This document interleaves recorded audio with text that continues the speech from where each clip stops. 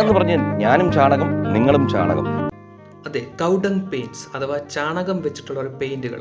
അതായത് ഇനി വരാൻ പോകുന്ന വർഷങ്ങളിൽ 6000 കോടിയുടെ മാർക്കറ്റ് ക്രിയേറ്റ് ചെയ്യാൻ പോകുന്ന ഒരു ഇൻഡസ്ട്രിയാണ് കൗഡങ് പെയിൻറ്റ്സ് എന്ന് പറഞ്ഞാൽ.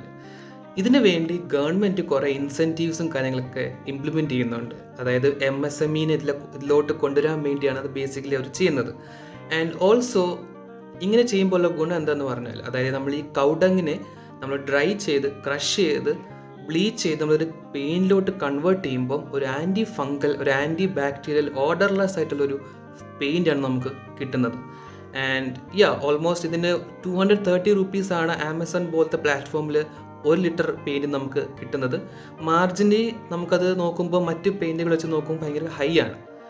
പക്ഷേ എന്നാൽ പോലും ഇത് ഭയങ്കര നല്ലൊരു സൊല്യൂഷനാണ്, ലൈക്ക് മറ്റേ കെമിക്കൽ പെയിൻറ്റ് വെച്ച് നോക്കുമ്പോൾ. ആൻഡ് ഓൾസോ ഇതിൻ്റെ ഇനീഷ്യൽ സെറ്റപ്പ് കോസ്റ്റിന് വേണ്ടി along with the incentive government provide ചെയ്യുന്നത് 20 lakh റുപ്പീസാണ്.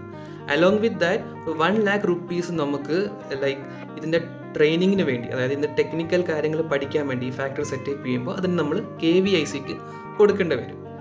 എന്നാലും നമ്മുടെ ലൈക്ക് ഇങ്ങനെ ചെയ്യുമ്പോൾ നമ്മുടെ KVIC അല്ലെങ്കിൽ ഖാദി ബ്രാൻഡ് അവരുടെ 8500+ ഉള്ള സ്റ്റോഴ്സുകളിൽ നമ്മുടെ പെയിൻറ്റുകൾ സെല്ല് ചെയ്യാനും നമ്മൾ പ്ലേസ് ചെയ്യാനുള്ളൊരു അവസരം അവർ ക്രിയേറ്റ് ചെയ്ത് തരും പാൻ ഇന്ത്യ ലെവലിൽ.